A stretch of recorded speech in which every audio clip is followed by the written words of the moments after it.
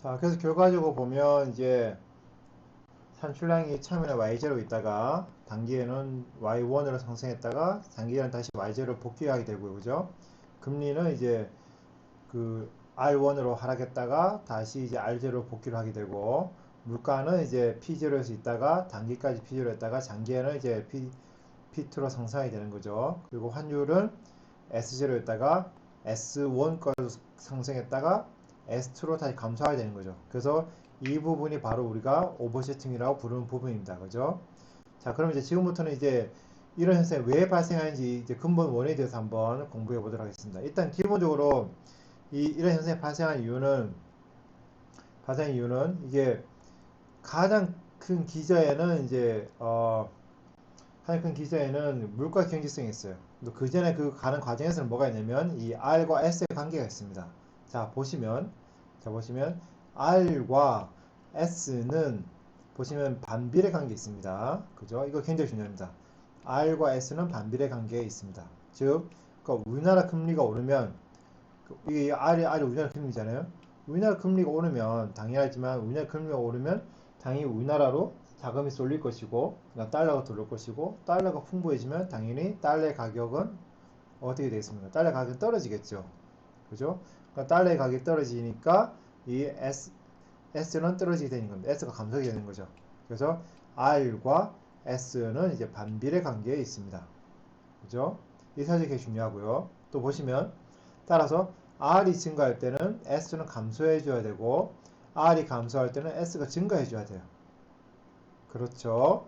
R과 S는 반대 방향에 움직이니까 R이 증가하게 되면 그때는 S는 감소해 줘야 되고 R이 감소할 때는 S는 상승해 줘야 맞습니다. 자, 근데 여기도 보시면 R은 여기서까지는 감소하잖아요. 감소하죠. 그죠? 그럼 그때 S는 어떻게 됩니까? S는 증가해 줘야 돼요. 그죠? 그리고 이때 또 이 R은 또 상승하잖아요. 그죠? R이 상승하면 그러면 이 환율은 떨어져 줘야 돼요. 떨어져 줘야 됩니다. 자, 그리고 이 통화량이 느리기 전과 느린 후를 비교해 보죠. 통화량은 느리기 전에는 환율이 S0여야 되지만 일단 통화량이 늘어버리면 환율은 S2가 돼요. 그러니까 현재 환율보다 높아져야 돼요. 그죠? 현재 환율보다 높아져야 되죠. 되게 중요합니다. 자, 일단 R이 감소했다가 증가하기 때문에 환율은 올라갔다가 내려와 줘야 된다는 사실 하나. 그리고 이 S는 장기적으로 결과적으로 통화량이 늘기 때문에 현재 통화량이 늘기 전보다는 환율이 더 높은 수준이어야 된다. 그리고 S2여야 된다. 라는 사실을 알고 있어요. 그래서 현재 시점에서 통화량이 늘었다는 사실을 알았단 말이에요.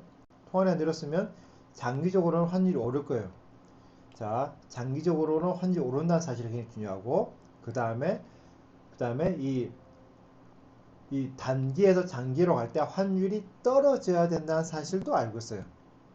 왜? 왜냐하면 금리가 낮은 상태에서 높은 상태로 다시 복귀할 테니까. 그죠? 그래서 현재 시점 입장에서 보면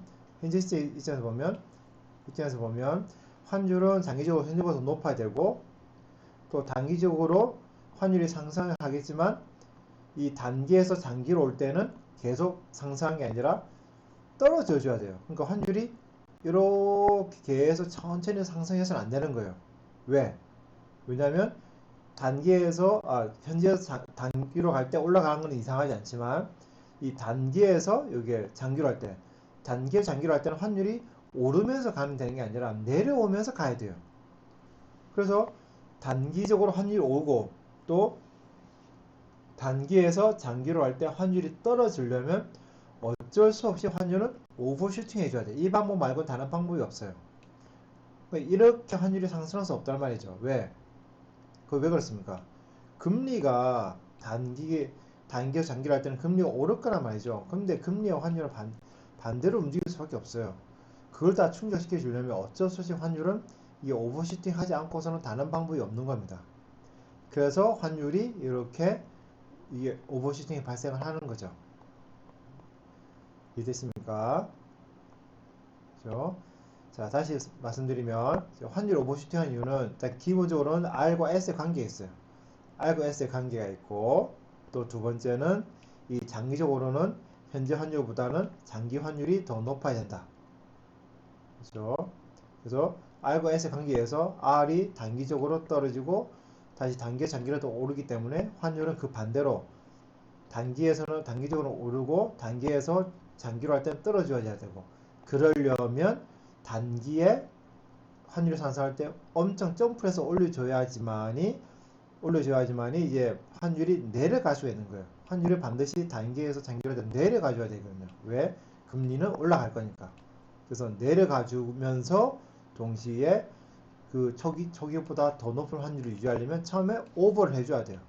오버하지 않고 오버를 하지 않아 버리면 환율이 이렇게 상승한다 소리니까 결국에는 이 단기에서 장기로 갈 때, 단기에서 장기로 할 때 환율이 떨어지는 게 아니라 올라갈 수밖에 없는 상황이란 말이죠. 그러면 안 된단 말이죠.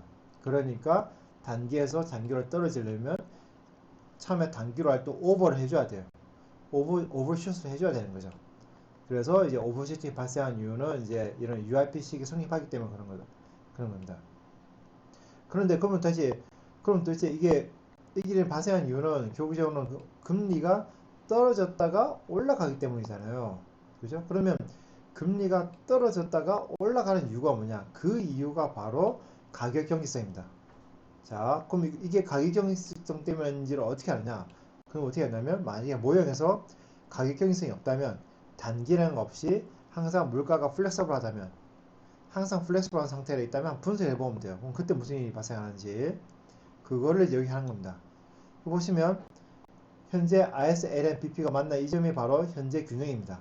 그런데 통화량이 늘었어요.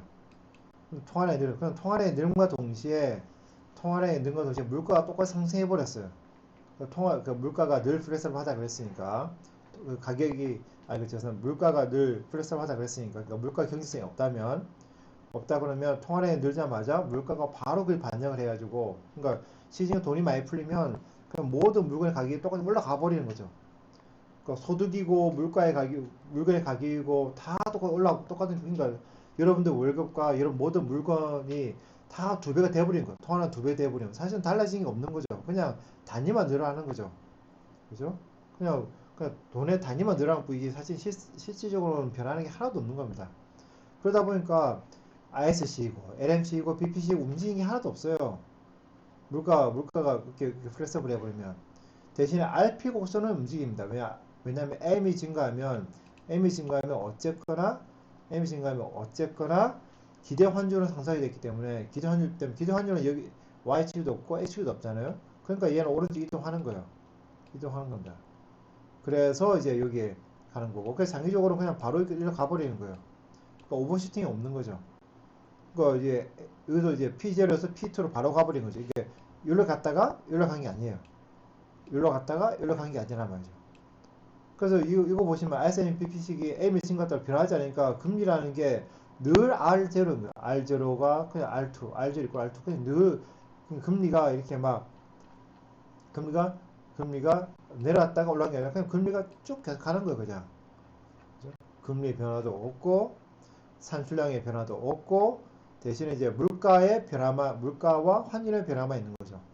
또 물가 플렉서블 하니까 이렇게 갔다가 이렇게 가는 게 아니라 그냥 바로 이렇게 가버리는 거예요. 그럼 환율이 어떻게 변합니까? S0에서 S1 갔다가 S2로 돌아온 게 아니라 그냥 S0에서 S2로 바로 가버리는 거예요. 그럼 환율이 그냥 쭉 상승하는 거죠. 환율이 그냥 쭉 상승하는 거예요. 갔다 돌아온 게 아니에요. 좀 전에는 갔다 돌았단 말이에요. 좀 전에는 이거 할 때는 환율이 갔다가 돌아왔단 말이에요.